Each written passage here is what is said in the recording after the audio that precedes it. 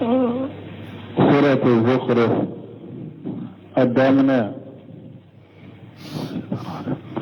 أعوذ بالله من الشيطان الرجيم.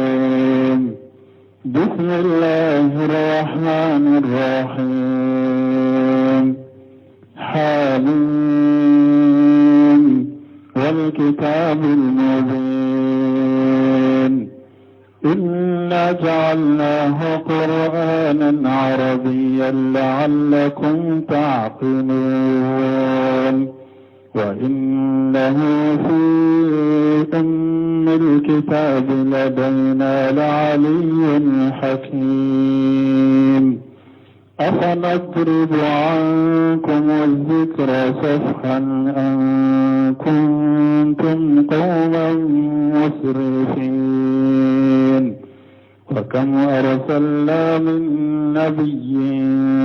في الأولين وما يأتيهم من نبي إلا كانوا به يستهزئون. فأهلكنا أشد منهم بطشا ومضى مثل الأولين. بسم الله الرحمن الرحيم. والصلاة والسلام على نبينا محمد وعلى آله وأصحابه وسلم تسليما كثيرا. سبحانك لا علم لنا إلا ما علمتنا إنك أنت العليم الحكيم. أستغفر الله الذي لا إله إلا هو الحي القيوم وأتوب إليه. اللهم انفعنا بما علمتنا وعلمنا ما ينفعنا وزدنا علما. بيكارسو يهجريا بكلي أني كمناني أني بناني أني سبي سارو سفرو من هجرة سانكالو فلنا بيسونيو مغان ووروناي. ميلادي نصارو كجاتي بافولا أني مغان وورو سانكالو شغنا بيسونيو كونونتوناي.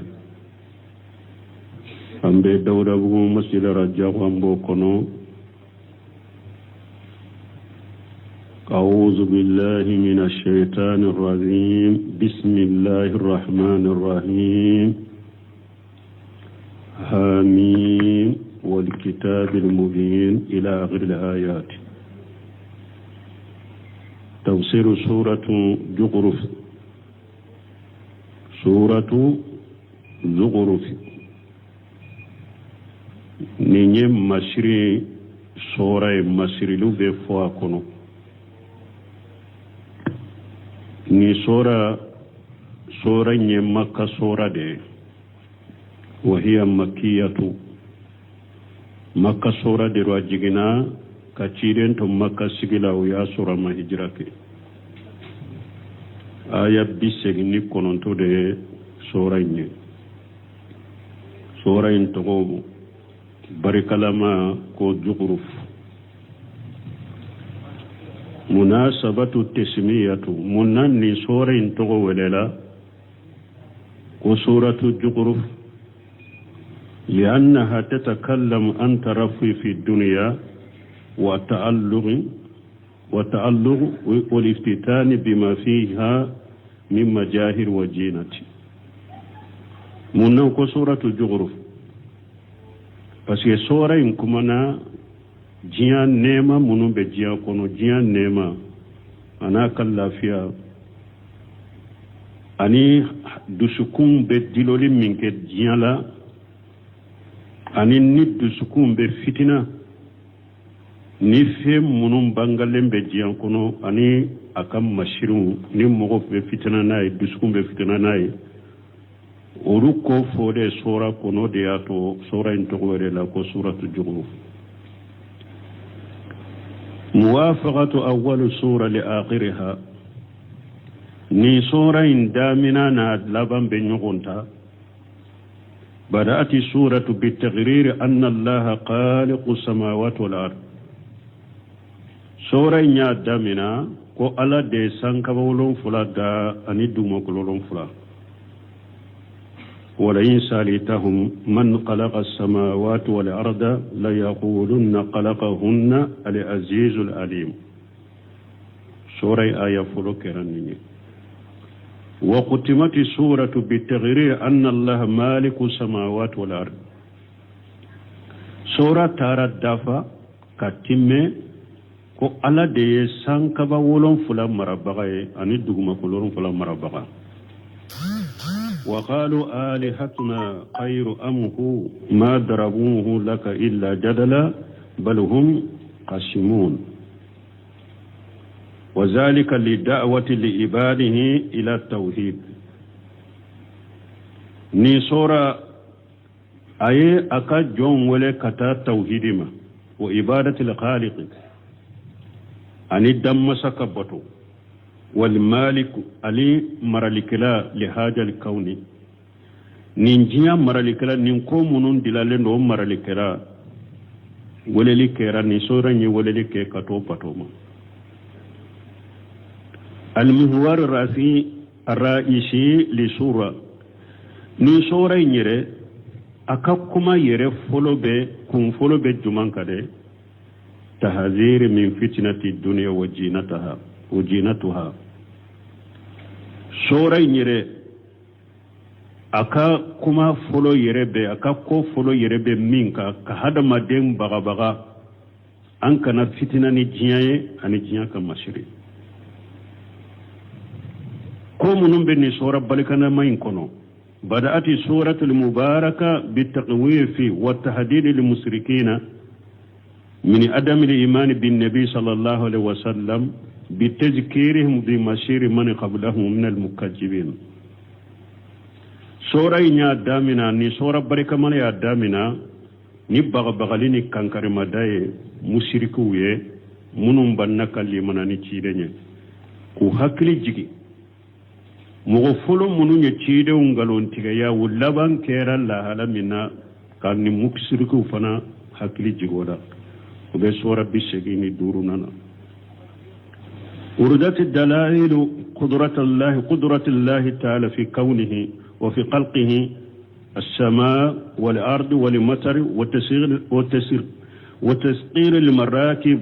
من السفن في البحر والأنعام في الأرض وأنها من نعم الله على عباده سورة كتا كنونتنا أنكو فلو سورة كتا دورنا كتا آية شجنا وكمنا كمشركو بغا من بيتشيدن غالون تليا فلنا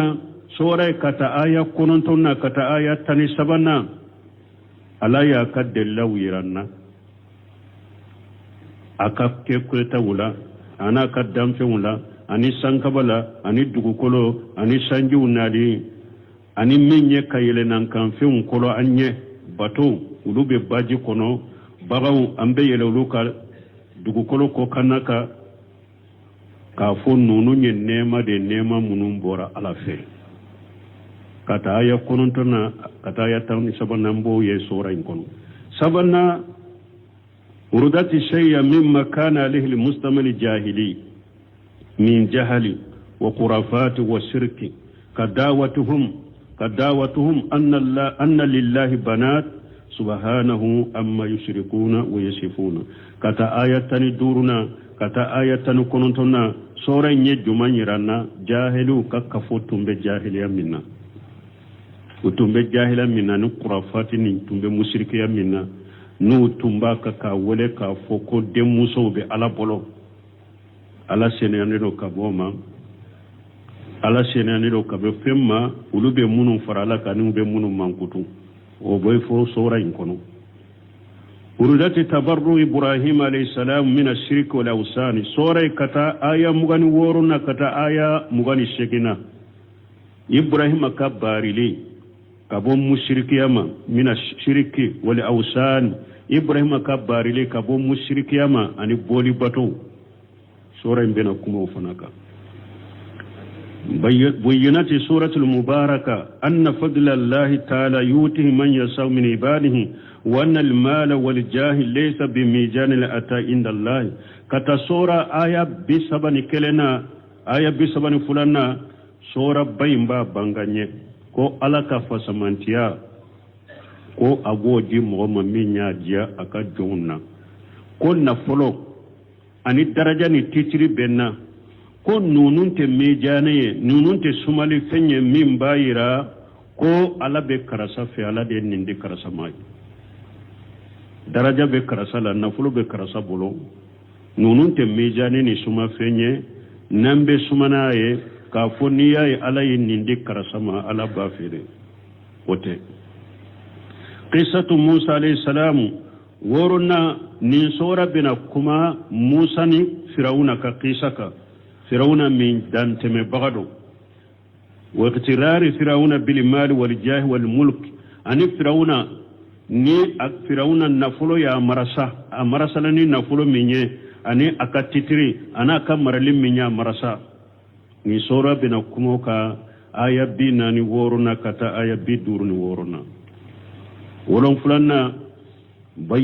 بينات سورة المباركة فضل عيسى عليه السلام واختلاف الناس فيه وأنه من علامات الساعة وذلك حين ينزل آخر الزمان ولو فرنا نسورة إمباب بانغانيه أبي إيسا فسمانتيا ألاك كسيباكا أبي إيسا فسمانتيا بانغانيه أني مغو ينيغون سوسو منك إيسا كاكولا أني كايرانا كو إيسا يجيا ولي تاماسيده من ينابي جيا إوا لبا bi aya bi duruni wolon fulana kata bi worol duruna be kumoka shegina aradu an-na'im lil-akhirati wama a'addahu Allah ta'ala lil-mu'minina wa aradu masir lil-kafirin ni sura minye ewa nema min beke mu'minu ye lagara ani alay nema min bila mu'minu ye lagara ni sura bina kumaka ani ni sura bina iranna kafirun kallaban yoro lagara sura bina ufana banganye ni nye munum be sora kono sora laba faida munum bala anno foni ala sunna bismillahir rahmanir rahim ambe ni sora kala inda minani ala to nyumam be nemal la bolen tigide ala nemal la sebagade ala yakajjo mu'minuma hamim huruful munqata munufulen nye an kuma no da kateme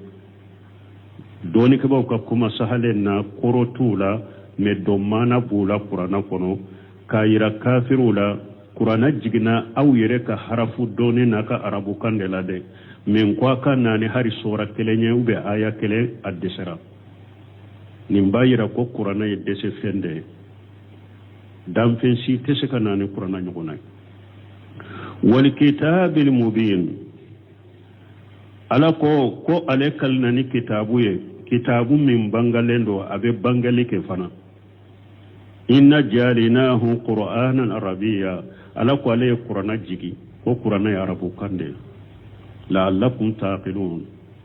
ale qur'ana jiga arabu kanna munna pura ana se ka famu ana se ka qur'ana famu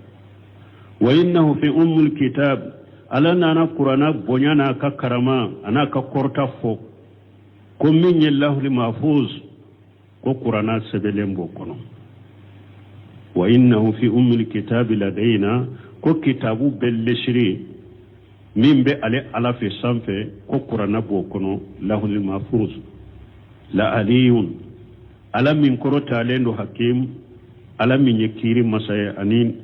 aka ko bella benendo kitabu min bafe lahu li mahfuz min benni ala fe ala min korota lendo ala min yekiri masaya donc qur'ana bo lahu li mahfuz kono afane derebo ankum dhikra safaha alako ma yala kafiru nebe anka hakili jigi nebo toye kaw bilaba an kuntum qawma musrifina ko aw kera mugoddante ma bagani bambantu ye dro yes yala obato ko ne ala gaw hakili jigi toya harina akera dante me bagaw ye kabba qur'ana laba ne ka ba qur'ana ma nete alata au ka hakili jigito e tusuru qur'ana be kalaw kade kaw hakili jigala de ne alay min kandana kana min be filana to filila dun ka sirbina tawsiru fonina wa kam arsalna min nabi wa kufi ala nana ciden dususuma kafiru tumbe bambanci min ke katama ka galontiga nube tumbe tilonke kenai ka yele bonda kenai ala ya dususuma wa kam arsalna min nabi fil awwalin ala ko kacha mugo fulo munun temena akacha ne ala ye ciden chuma wa ma yatihum min nabi mugo fulo munun temena nabi nyuma shimanuma illa kanu bihi yastahzi'una fu yetilonke kenai ala yari ya cide ni makan kan fana yi moke boke ela katilin ko keni yo o kani toro e koni tora kani la hujunu ni ma damina ila mogo folo temenen chaman de temena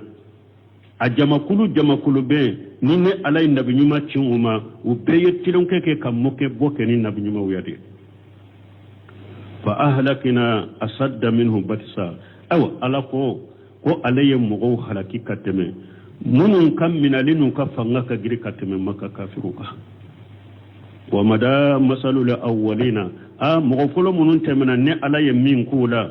cide ngalan tigali kola ani munun yetilon ka ni cide unye mughfulu munun temena yamin kula wotemena de ne ala ka Allah da temena ulula de ne ulu ke tugomi aw har cide kam manton fana ni mugo min ke rabban bantini kan nagele ikadu yanga katafi fana soro kuma yefulu mugo soro tugomi يقول تعالى بنكسيرك على كل من كرة لنا حميم والكتاب المبين أي البين الواضح الجلي المعاني والألفاظ على كو قرآن البين قرآن من بنغالندو الواضح الجلندو الجلي جل من دو من بجلندو باس الجلي المعاني والألفاظ min akamma na bangalende do akakuma bangalende do albayinu qurana bangalendo alwadihu ajelendo aljeliu almaani wal alfaza akamma na bangalendo jelendo anaka kuma li'annahu nadala bi luqati al-arabi parce que qurana jigina ni arabu ka kande hiya afsahu luqat litakhatub bayna an-nas kam mi faran falaseno ale de kambe ka kan faran faransele kam ni hada madum be kuma nae uni nyogonje kawo kan ni hada madum be kuma na uni nyogonje arabu kainde faran fansile ndo katema beka wali hada qala taala ninde koso ala ko ala min korta lendo inna jalinahu ay anjalinahu ni alay qur'ana jigi qur'anan arabiyya nya jigi qur'anai arabu kande ay bi luqatil arabi fasihan wadiha ni qur'ana jigi arabu kande la afran fansile ajele la'allakum taqilun ay tafhamunahu wa tatadabbarunahu qur'ana jigi kunye munye arabu kanna pour ana seka famu ana tashi kama qala azza wa jalla bil lisan arabiy mubin comme ni alako ko qur'ana jiginani arabu kan nende ka kande arabu ka kammin bangalendo ajelendo donc ni nya yiranna ni mo min ba fe ka ika qur'ana yere min jigina ni ka ko be ba kono ika jiya ko ni kallagara ko be ba kono arabu kankala de pour ina seka qur'ana do ina seka qur'ana famu ni ma arabu kankala ka famu qur'ana min jigini kan ni e ka jiya ka ko ni kallagara ka ko bala ani cidin ka hadisa sahale munun be e ka jiya ka ko nyana boni ni kallagara ka ko nyana boni bola numa arabu kande kanu ka kala ka famu ite se ko nyedo de anya do mo do be fana nim pratique ni nin e wan kabila ko abeke ke sababu ka harama deundo abeke sababu mo ni mi jantu yerela supportere ya sugu do be harama deum bolo sisa an ye nununde an ye karla sankaude don yere ba fo ko islamiyate antaye ko islamai arabu de taye ko qur'anate antaye qur'anai arabu de taye hadisa utan taye arabu de taru nunun jigna arabu kandela etta be ke munye sisa kanyana ma kono jiya etabe ke munye boli batowa boli sowa kafiriyawa alannaniwa salli baliya ko baliyawa janaba ko baliya etabe na ko da yawa anta te qur'anai anta te hadisawi anta te silamawi an tabe na ke munye sisa fodo be wulubu dambe kata firawna de mako ku firawna dina inna lillahi wa inna ilaihi raji'un nkon nimbe tarigu la hada madon bolo uko tumami kafiru ya la jawna na silama jamana wula uye silamu doye la halam minna uyu ukadina bu bolo sobela chogomi ukadona bu bolo dusukun kono chogomi udeseru wula ku teseka silamu fili fen komi fili chogomi kadi ulu yere e pascala yere ya ko kafiru te farawla ubaw kelede fu u kawsage kake kawke kafiru de nu serawma waddu law takfuru kama kafaru law takfuruna kama kafaru kafiru ba fe da islamu kake kafiru ye komi ulu kera kafiru ye chogomi donc uyesira mununta udesira pour silamau kake kafiro ke munu kake kafiro chogomi umu sago soro ola uyesira sirata umu sago soro la kafiru donna munna sisa kwanka mogo wele ka besage kata ika kokoroma kwanka besage kata uka kokoroma konnan ko beka sage kata uka kokoroma donc farafun tumbe kokoromi nakakoro adonendo mun tumbe kafiriya nyogon faga boli bato boli so nimbe kafiru ka hakli naude uka tarigu ni feuna ko anka woleli ke ko beka anka besagi katu ka kokoroma konna nyuke doro ko ola ambe mugo chama silaman chama wewa ukam mugo koro tumbe la halamina nuku besagi katu madoro ube kafiriya ko dia to kamiti ya uni feuna na ulu debe kamiti usarau ulu debe ufunanje ulu debe usara ukaweleli dedo uka hakilina dedo kata ewa silama jamana uma anka bewele beka sagi katika kokoroma beka sagi katika mugofolo utama na anyoke bo ambe ubeke sababu silama ube kafiria silama do ube kafiria uka hakilina dedo wala ambe minfo amma fo mugo shikanika kabila kanure amma fo de ko mugo kanika kabila kanu ammo fo mugo kanika shia kanu ammo fo mo kashia nabe ewa chinyaka ika deme chinyabe sabata bulo chogomi ayi anto kontrola de ni ka ewa kabila be ngalonka aka na faranyogon ka galonka aka bo galona wala anko ke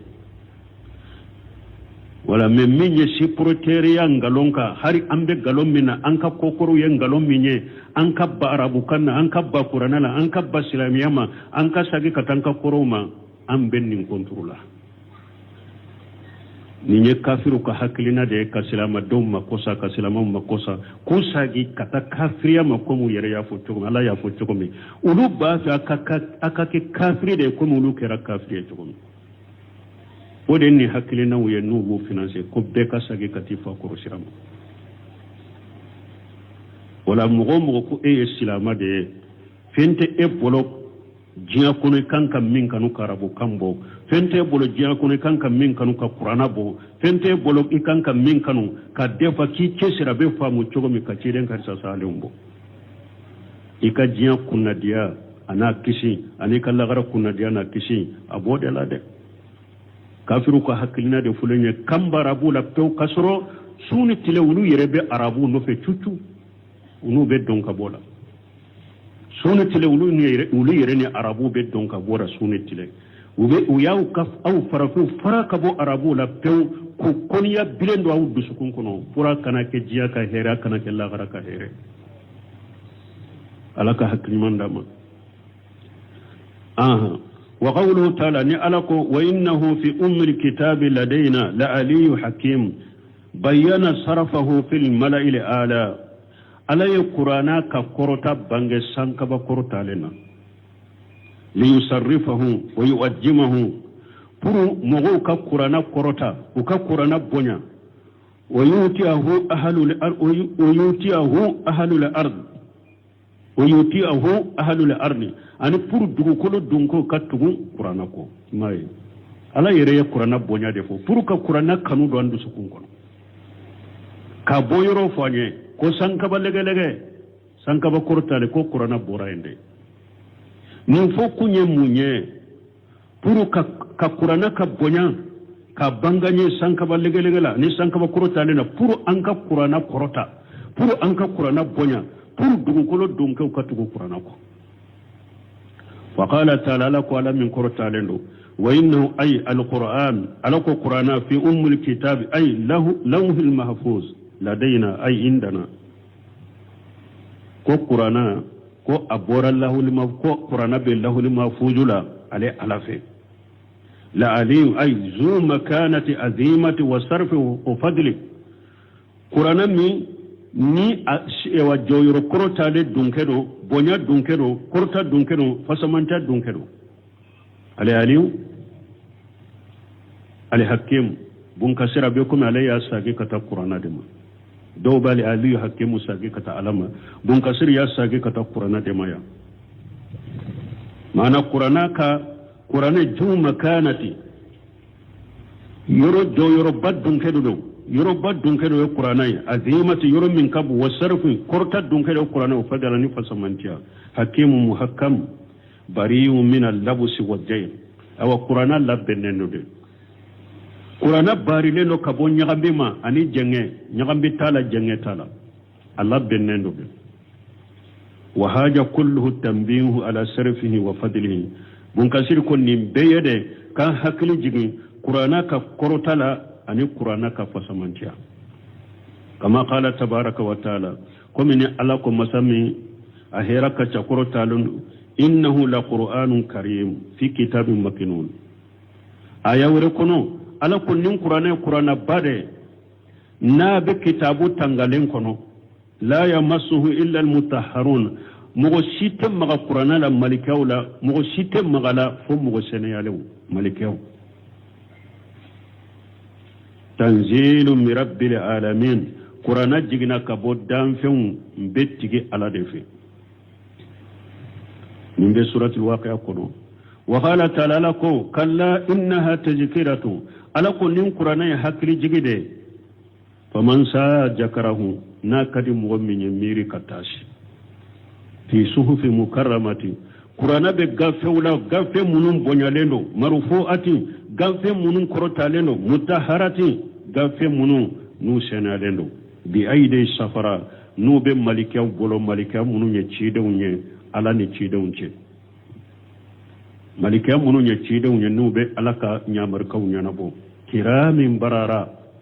malika munu ya malika bawye malika munu bari leno malika nyumudo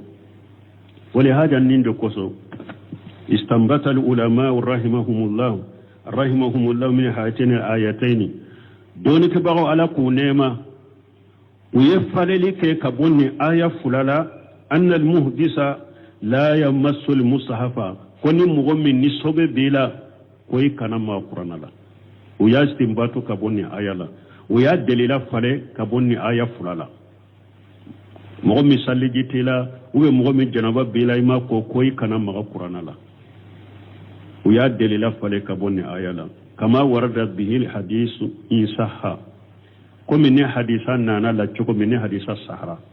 way amr ibn hajami ka hadisanye allah yamassa alquran illa tahira ni hadisa doba la sah doba fa masah wadiyatu bu kasir ko in saha ni hadisa in sahara li anna al malaikata istinbatu kiram munna paske malika ufule yuajjimuna al masahifan al mustamillata lil quran fil malal ala malikaw awa gafe min qur'ana ba kono sankaba korotale malikaw be o gafe bonya fa ahlu al-ard bidhalika awla wa ahra awa dugu kole dunka fana ulude kakani oye ka qur'ana bonya ka korta katem hari malika munum be sam wala annahu najala alaihim wa kitabuhum mutawajjih ilayhim parce que qur'ana jigina hadama dawndeka qur'ana majigi malikauka ay bunka shirka istimbatu yore qur'ana majigi malikauka mais malikau qur'ana be gafe min kono sanfe la korotalena hein malikau be qur'ana bonya ka karama ama jigi wulu kayre donc dugu ko de dunkaw de kanka qur'ana bonya ka karama ka teme malikau ka parce que qur'ana jigina wulu de ka qur'ana ka kuma be nyesile be wulu de dugu ko de dunka hada madum wa hum ahaqqu an yuqabiluhu bil ikram wa ta'zim wala dugu ko dunkaw de kaka uka qur'ana kumbe nyonya nibbe wa karamale ani kabonya wal inqiyadu lahu ani ku yere kulaye bil qabul wa taslim ani ku yere kulaye ka qur'ana mina ku yere kolo qur'ana li qawli ta'ala alaka kuma koso wa innahu fi ummil kitabi ladaina qur'ana be ewa kitabu kallisri dela kitabu kallisri min benne alafe la aliyu kitabu minna kortalen wal hakim na Allah bennendo lahul mahfuz alako qur'ana bokuna alefe wala dugu kole dunko kanka qur'ana bonya ka karama kadala ka kanu wodi aton nin koso de doni ko do istimbatu ko wala ni hada madem ni saliji tela bo donc ube ni janaba bila kana qur'ana ta fo ishenale uya della fale ka bonendela wa qawluhu ni alako أفندرب عنكم الذكر صفحا أن كنتم قوما مسرفين اختلف المفسرون في معناها ni aya tawsiri mana tawsiri kalaw yanyo sosala faqila manaha dawko aya mana jumae atahsabuna an nisfaha ankum fala nu'adhibukum wala mutafalu ma umritum bihi dawko aya lanyine munye ko ala ko hada madum aw nyana aw ya miri dewa ko ne ala bawto en tawla jaba kasoro nyaw nyamara ni minyama ke fana aw ya miri ko ne ala bawto ye tawla jaba kasoro nyaw nyamara ni minyama ke fana aw yode miri yemo mi nyo miri kano miri de ne ala ye nyamara ni minye e moke e o be ka fana e be na jigi ko ne ala bi to ya manti la jaba ni do kam tawsiri ayina wa qala qatadatu fi qawlihi ta'ala qatadatu ko alaka kuma ala min qurta lendo afa nadribu ankum dhikra safahan wallahi qatadatu kun kana ni alay law anna hadha alquran urfiya hina aradatuhu awailu hadhihi ummati la halaku qatadatu ko ako wallahi ni ala tunye nun qur'ana qurta katana isanfe tumami qur'ana yirana manton forola nu bannala u bannala yorme doro ni ala tunya qurta ka sagi kata sanfe e hadama dembe tumbe halaki abetumbe halaki walakin allah ta'ala ada bi aidatihi wa rahmatihi me ala sagena aka sage fe asagi sagirala naka wa rahmatihi naka nemai fakarrarahu alaihim ayi qur'ana sagi damfiunka wadahum ilayhi 20 sanata ayu wale kata qur'ana no samuga aw ma sha Allah min jalika ubi alay minkanu usahakala wa qawlu qatarata latif limana jidda bun kasiri ko qataratuka ako akakuma imana ako akaddu mana kam kuma imana kanyi kosobe qataratuka kuma imana kanyi kosobe وهاشنه قتلك كمي لنين مني أنه يقول في معناه أنه تعالى من لطفه ورحمته قتلك كما معنى مني لنين مني أكو ألا من كرو تعالنو ni alaka hinnaye ana kan nema bi khalqihi naka danfunye la yatruku du'aahum ila alkhair wa dhikr alhakim ala takajjum waleli ku wale kata herama anu ko hakili jigi ni hakili jigi e wa togo nyuma ni e wa hakili togo nyuma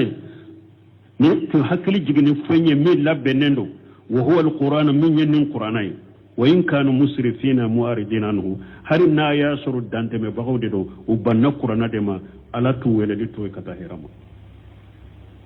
atare ka kuma la nyine fulenne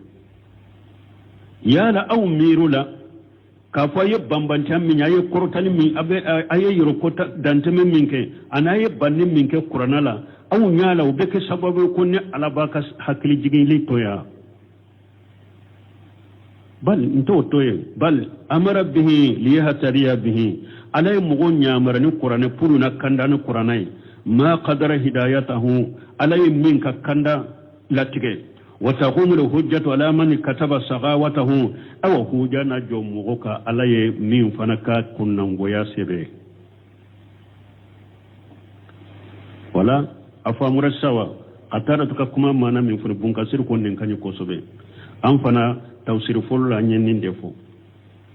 donc awu nyana ka fo awu ya korota dro abbanna qur'ana ma ne ba ka wajuli toya nta ka wajuli toyo ne be awajude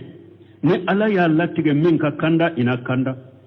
ni ala ya la ewa kunango ya de sabe min ka ina to ka kunango ya ka yomal kama do ina la jaba ala ya kunango ya sabe min ina to ka kunango ya ka ni qiyama kuma ti bolo fana wuja fana jorika ثم قال جل وعلا مصليا للنبي صلى الله عليه وسلم وكفي علىكم مسمين كبكورتر نابا كتشيدين بسوسما في تكجيب من كجبه من قومه مغو منو نياغالون تيغيا كم مغولا اكم مغو منو نياغالون تيغيا على بعض بسوسما وامر له بصبر عليهم anika kachide nyamar ka sabali aka mugo koro ko aka sabali ubake ka torani galantigali min kala ko aka sabali wa kam rasulna min nabi fil awwalin ay fi shay'il awwalin ala ko kacha jama fulu munun temena akacha ni alay nabi nyuma uchunga o ma yatihum min nabi nyuma sumanuma illa kanu bihi yastaziyun fo yetilun kekenay ayukajibunahu wa yashqaruna bihi akacha mugufulu munun temena kacha ne alay nabi nyuma chuma uyen nabi nyuma ingalon tiga yade ka ewa tilunga kenay ka moke boke ala ne e fana ka mugo muhammad sallallahu alaihi wasallam nu yu galon tiga ya ka tilunga kenye ka moke be ko niye amadamina ela iddu suka suma sabalu koro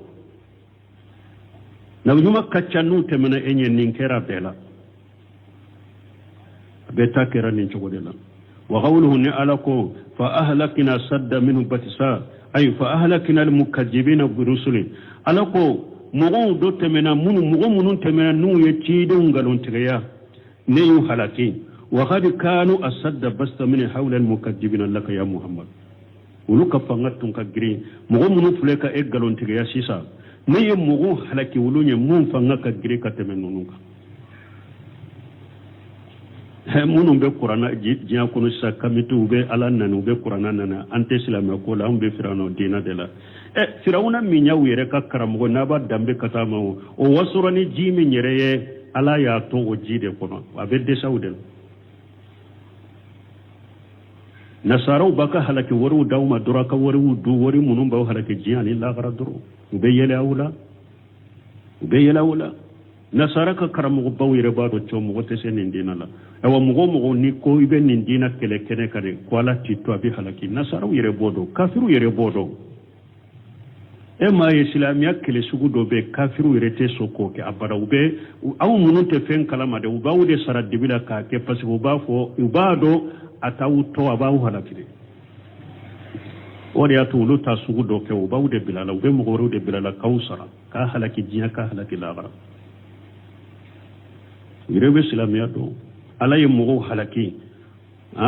mugo munun ya ciden galon tigaya ala ko alaye mugo halaki munun fanga ka girka tame uluka ka qawlihi ajja wa jalla nimbe kuma alaka kuma masammin ka bakuru talenu afalam yashiru fil ardi ala ko ya lawlu matamadu koloka fayanzuru kala je kaifa kana aghibatu alladhina min qablihim mugo munun tamena ulunye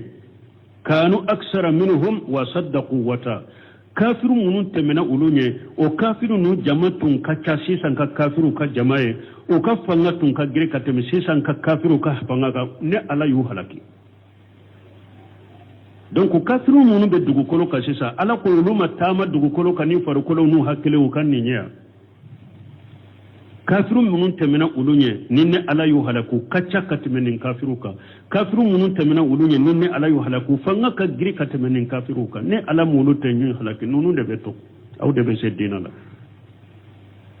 kafiru temena jama kacha katema ka jamaka ujoran ni silamiya udesera ala ya be halaki silamiya konterna u kofe kafiru temena unye fanga muntumbe ulula ka fanga ka gire kateme sisa nga kafiruka ala kulu mashe silamiya la ne ala ya be halaki ka be boye silamiya konterna kashe awma aw de bese wal ayatu fi jalika kasiratu jidda aya munun nana nununa nyogona na qur'ana la akacha kosobe wa qawluhu ni ala ko wa mada masalul awwalin qala mujahid sunnatuhum awa mogo folo ala ka sunna na kal ala ka ladan ye min ye mogo folo la ni mogo min kera kafira ani halaki kibo jiyan kono ka ka silamiya kontine o temena de wa qala qatadatu uqubatuhum qatadatu ko awa ala ka lada temena mogo folo la jabalila de o jangal katalila de wa qala khayruhuma iburatuhum qatadatu ani mujahidu nunun fula tanaw ko mogo folo ka jatemina temena de jatemina min be mogo folo ka ko o temena de ay jalinahum ibratan liman ibadahum min almukaththibin la yini mogo folo munun temena ne ala yu ke jatemina ye mogo munun ba ke ka cide ngalon tigaya an yusibahum ma asabahum mu kauma jatemina ayre apana ka yire kolosi minye mogo folo temena soro o nyano kana soro de amunun fana be kafiriya la diyan kono sisan mogo folo munun temena u kera o ma jatemina fenye de aka jatemina n'ulu ye de a fana kana duma ka kafiriya ka de aka saga ko de aka tubi de fen kana taw soro min ye mogo folo soro kafiru folo soro munun temena unye ay jalinahu ibratan liman ibadahum min almukaththibin an yusibahum ma asabahum ka qawlihi ta'ala fi akhir hadhihi surati abe komeni Allah ya funni suran laba fajalinahum salafan wa masala lil akhirin mogo folo munun temena kafiru folo munun temena ne yulu ke teme fenye ko halake kateme wa masala lil akhirina nu ke misale mogo laba unye ukaka ma misale de utemena unye uhalakira utemena unye e wa nu ke misale au yefana mogo laba unye ukake misale au ya kasabani akasaga ko ولا وقال علىكو وتي كقوله تعالى كقوله جلت أجمته أبيكم بين علىكم مسمى كبنيا كبو أجمته سنة الله التي قد غلت في عباده أو نيالا كلادا ده ala kallada min temena aka jowna jomunun temena mana mogo kera bambanti de koybe ke kafiri de koybe ni islamiya de kele ate kuila ala bi furade ala bi boyede hari na ya suru mogo folo jamakulu folo halakira tugumi ala yo korota ka bo ciden ka mantonka me be ka yere halaki yere kunka o bi ka de ka halaki nati aka jamana be halaki sinya kele ka dugu be halaki sinya kele ciden kan nabi maya ne mana fasamanta ko so ala yo korota ka bo ciden ka mantonka mo mogo kelen ni yere ka damana halaki ni damana nyangile jiya kono ki faga ki bo jiya kono be ka bana dugu do bilila ki paralyser o bi ka de ala bo ke mogo la de mogo be ni woriw de mina ibe sara ko ebe ala nani ibe sara ko ibe qur'ana nani de ibe sara de ko ka ciden nani ka ciden ka di sawla gosi mogo kaside ki labal laje nyala matugo nyona ye o wori nunun te dudum to nyoma la de ala ni faga ka wori nunun to jiyan ko be na bana do bilayla wori nunun bebe ta bana in furakele la ite furake fo saya ki soro dummi ala kan sala kan tanga وقال عز وجل ألكم مسمين كبا كروتا لندو ولن تجد لسنة الله تبديلا ألكو ألك اللادا فلبغتا لدي مغو دونا فابن نفو كم غفلو منون بان سلامياما ويتشيدو نغالون تغيا على يوهلكي نبين تالا يتاسو بني بولو وريو بني بولو يمو بلي دكبانو دينما إبي لباندوا إبي لباندو فلا إبي لبا چوكم إبي سا چوكم إبوا دوا ألا بنا تاسو مدد دوا إلا إبوا دوا mobile min dire ma o de bi ibla nyogo na ki halaka kono ibo do yebe so min kono batima mi dino o de be bina o de be na bi ka ibo do iti labando folo sagi ko ala ko ale ka lada ko fale bagata la ko fale bagata la de na ale ala ko ni mugo kafirani qur'anai i kafirani cidenye i masage ko ale bi halaki mugo te se ka ala ka lada fale ko ni ko de ne ba ke ka ke fuyi makene la iti labando ima sa folo iti labando sagi o de dakadila tubi kata ala mo de dakadila ate ko ela itese ala ka hakiman dia numa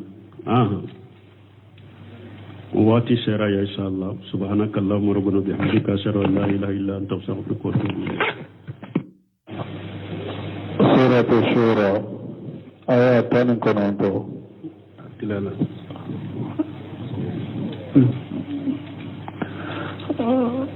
سورة الزخرف الدامنة أعوذ بالله من الشيطان الرجيم بسم الله الرحمن الرحيم حميم والكتاب المبين إنا جعلناه قرآنا عربيا لعلكم تعقلون وإنه في أم الكتاب لدينا لعلي حكيم أفنضرب عنكم الذكر صفحا أن كنتم قوما مسرفين وكم أرسلنا من نبي في الأولين وما يأتيهم من نبي إلا كانوا به يستهزئون فأهلكنا أشد منهم بطشا ومضى مثل الأولين بسم الله الرحمن الرحيم والصلاة والسلام على نبينا محمد وعلى آله وأصحابه وسلم تسليما كثيرا سبحانك لا علم لنا إلا ما علمتنا إنك أنت العليم الحكيم أستغفر الله الذي لا إله إلا هو الحي القيوم وأتوب إليه اللهم انفعنا بما علمتنا وعلمنا ما ينفعنا وزدنا علما بكارثو يهجريا بكلي أني كمناني أني بناني أني سبي سهر سفر من هجرة سانكالو فلنا بسنو مغان ورناي ميلادي نصارو كجاتي بافلا ني مغان ورو سانكالو شغنا بسنو كونونتومناي ambe dawda bu masila rajabu ambo kono أعوذ بالله من الشيطان الرجيم بسم الله الرحمن الرحيم حميم والكتاب المبين إلى آخر الآيات تفسير سورة زخرف سورة زخرف نيم مشري سورة مشري لو بفوا كونو ni sura nye makka sura de وهي مكية مكة سورة دروجينا كثيرين تم مكة سجلا ويا سورة ما هجرك آية بيسجني كونتو ده سورة ني سورة انتقو بركلما كو زخرف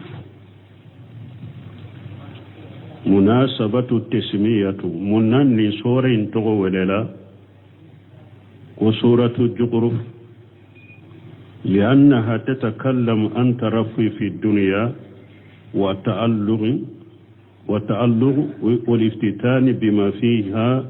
من مجاهر وجينة منوك سورة الجغرف parce que sora in kumana jiyan nema munun be jiya kono jiyan nema ana kan lafiya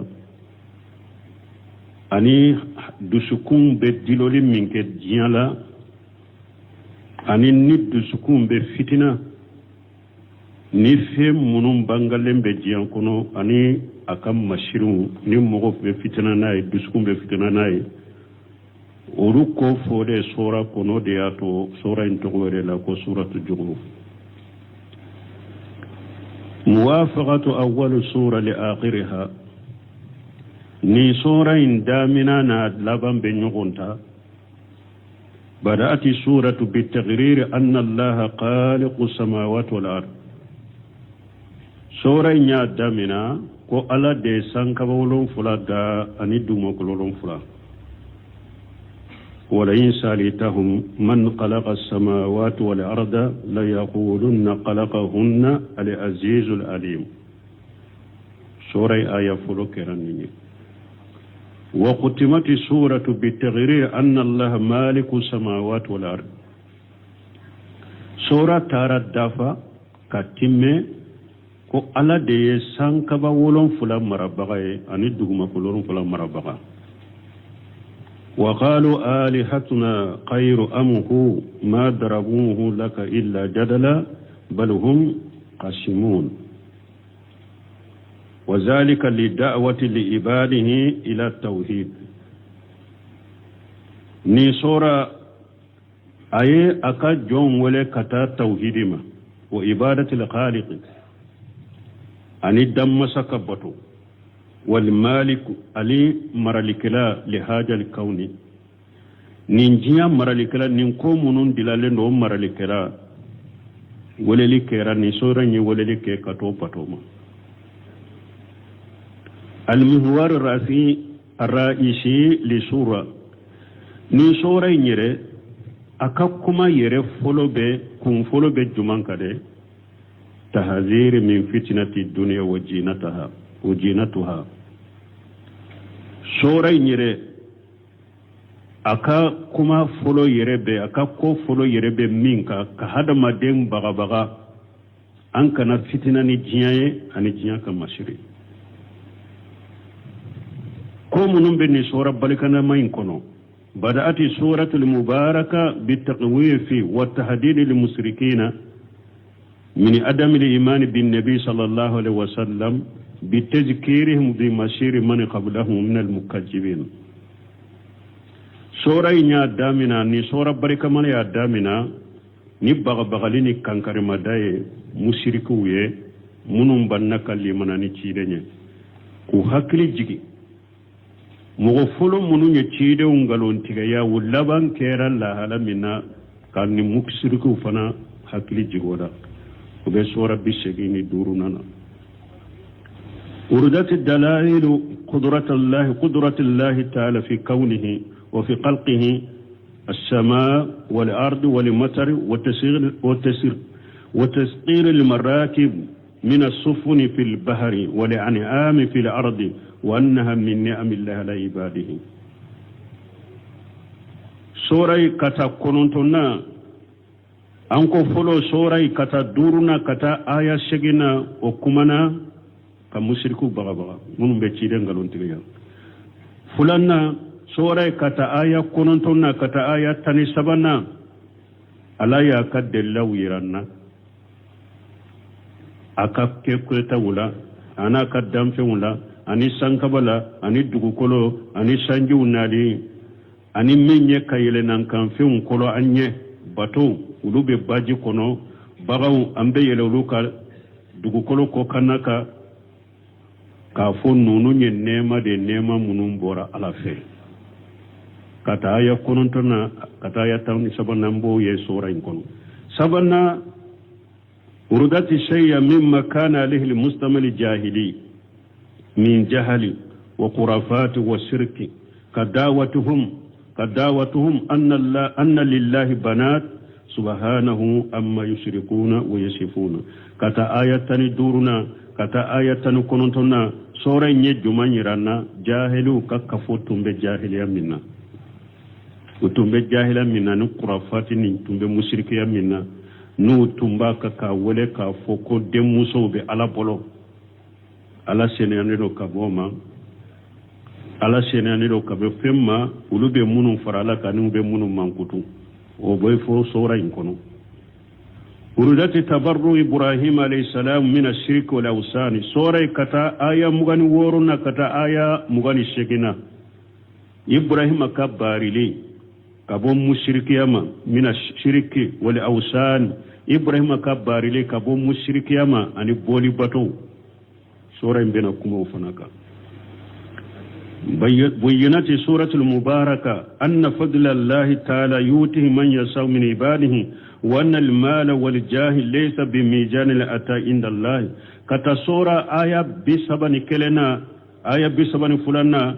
سورة بيمبا بانغانيه كو ألاك فسمانتيا كو أغو دي مغم مينيا جيا أكا جونا كو نفلو ani daraja ni titiri benna ko nunun te mejane nunun te sumali fenye min bayira ko ala be karasa fe ala de nindi karasa mai daraja be karasa la nafulu be karasa bolo nunun te mejane ni suma fenye nambe sumana ye ka foniya ye ala ye nindi karasa ma ala ba fere wote qissatu musa alayhi salam worona ni sora bina kuma musa ni firawuna ka qisaka firawuna min danteme bagado wa iqtirari firawuna bil mal wal jah wal mulk ani firawuna ni ak firawuna nafulo ya marasa ni nafulo minye ani akatitiri ana kamarali minya marasa ni sora bina kuma ka aya bina ni worona kata aya bidur ni worona wolon fulanna بينات سورة المباركة فضل عيسى عليه السلام واختلاف الناس فيه وأنه من علامات الساعة وذلك حين ينزل آخر الزمان ولو فرنا نسورة إمباب بانغانيه أبي عيسى فسمانتيا ألاك كسيباكا أبي عيسى فسمانتيا بانغانيه أني مغو ينيغون سوسو منك عيسى كاكولا أني كايرانا كو عيسى يجيا ولي تامسيده minye na be jigi jiya ewa laba bi aya bi duruni wolon fulana kata bi woron duruna be kumoka shegina aradu an-na'im lil-akhirati wama a'addahu Allah ta'ala lil-mu'minina wa aradu masir lil-kafirin ni sura minye ewa nema minbeke mu'minu ye lagara ani alay nema min bila mu'minu ye lagara ni sura bina kumaka ani ni sora bina iranna kafirun kallaban yoro lagara sora bina ofana banganye ni nye munum be sora kono sora laba faida munum bala anno foni ala sunna bismillahir